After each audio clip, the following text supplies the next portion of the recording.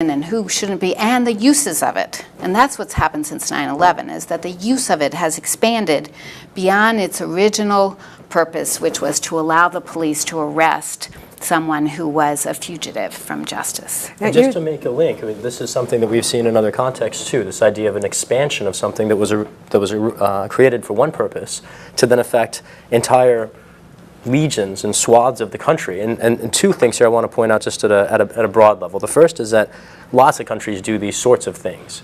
If we were to assess the United States vis-a-vis other countries in the world, we would see that this is a relatively regular practice. Governments arbitrarily imposing on citizens for expressing their views various punishments. What's different is that we have a First Amendment, and we claim to be different. We're supposed to be the leaders of the free world, and that's supposed to be a sacrosanct principle. But is Canada refusing the entrance? In this case, but we're collecting the data in the first instance. I understand that what we're talking about with Medea's denial of entry to Canada is the use of the Canadian government of a source of data compiled by the American government. And eventually the G8 is now talking, the G8, other G8 countries are talking about but I'm not Canadian. Let's talk about why the Canadians are using it. They're using it because they now have a conservative government that got into power with Prime Minister Stephen Harper, who has been pressured by the Bush administration to join up with the United States in tightening the security at the border and in signing on to a new agreement that they're about ready to sign on to called the Security and Prosperity Partnership.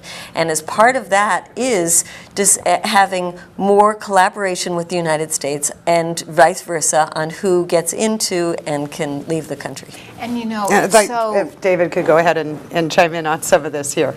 Well, and I know you were playing devil's advocate. What I'd say is that there are certainly a lot of things to criticize about the way the U.S. is conducting the war on terror, and I have criticized many of those things.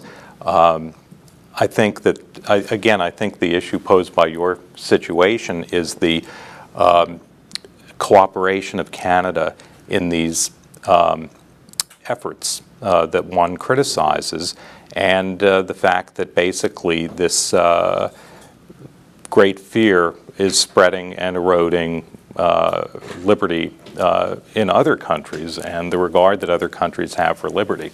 So I'm really focusing on what happened to you on the other side of the border, because I don't know enough about what happened to you on this side of the border. Or how people get there. The other thing that's very disturbing is that it's counterproductive in terms of any effective counterterrorism strategy. I mean, the notion that the way we're going to persuade other people in the world not to become suicide bombers is by restricting the travel of Americans and the speech of Americans is insane. And, you know, it's a Soviet notion that you restrict the... Absolutely. And whether or not we did it in Medea's case or not, I think Would you like to go ahead and just a quick comment before we go to break? Well, because there are many other examples of many people, many Americans from the Middle East are regularly harassed crossing the borders. And that's just doesn't make any sense. People of Latino descent.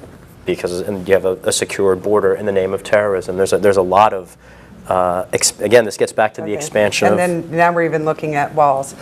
Please stay tuned for a short news break, and we'll be right back.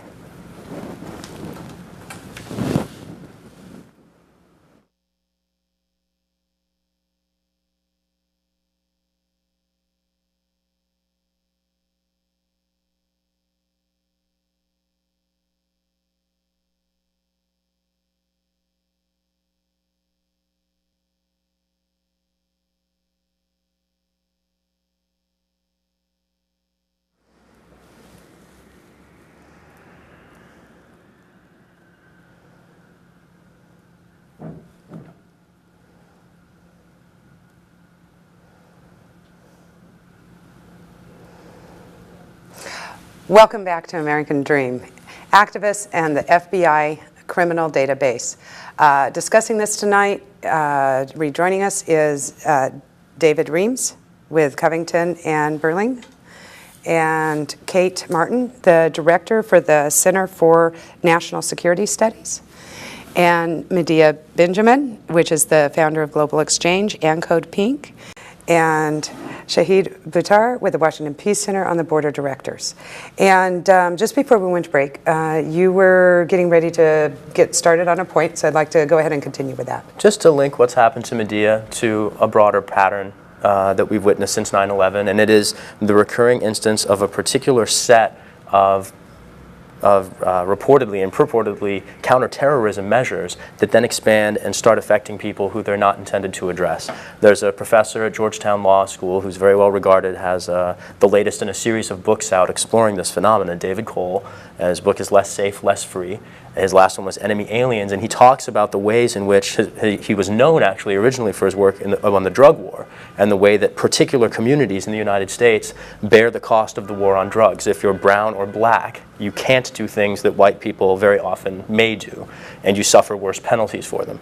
Now, in the counterterrorism context, we saw in the immediate wake of 9/11, Muslims bearing the brunt of the counterterrorism backlash, everything from arbitrary detentions to torture, extraordinary rendition, and selective surveillance. Since then, we saw all immigrants get swept into the dragnet, and we've seen incremental local enforcement authorities essentially commandeered to track immigration violations. That's something that never happened before.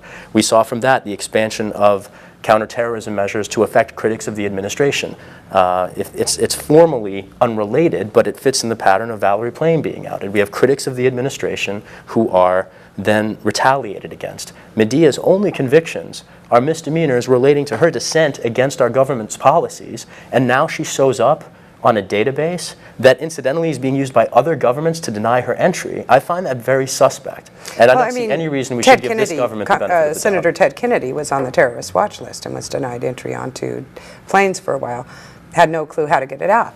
Now, David, do these policies make Americans safer? Is this how America needs to run to feel safe, or to actually not to even feel safe, but to actually to be safe? How is putting everybody on the list to have this massive amount, if it's done not according to political activities, but anybody that's arrested for any type of citation is being put on this list, how does that make us safer? Well, I would guess that the general purpose of the list is not counterterrorism, but just to alert the foreign government to the criminal records of Americans who are trying to get in. That seems to me to be a reasonable thing.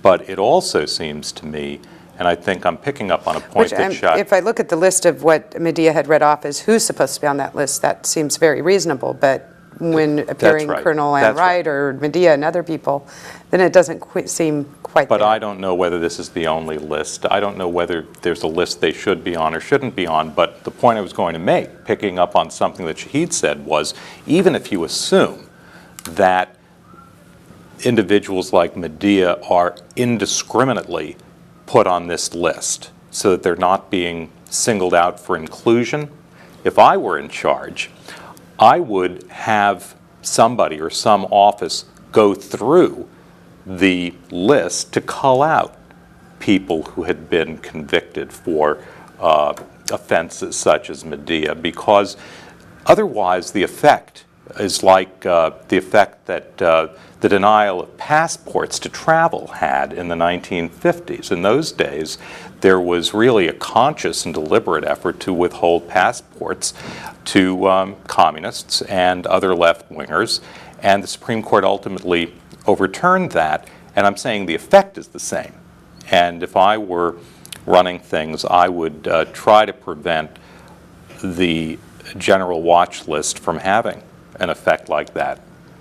Yeah.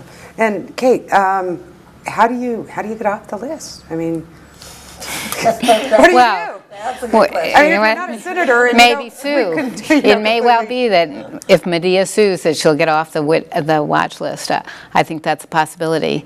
The other possibility is that if there's a Congress ever steps up to its responsibilities, that it will take a look at the list and tell the administration to take people with civil disobedience convictions off the list. I mean, I just want to respond in brief to what you said. I think that there certainly is a terrible pattern of civil liberties abuses in the United States since 9/11.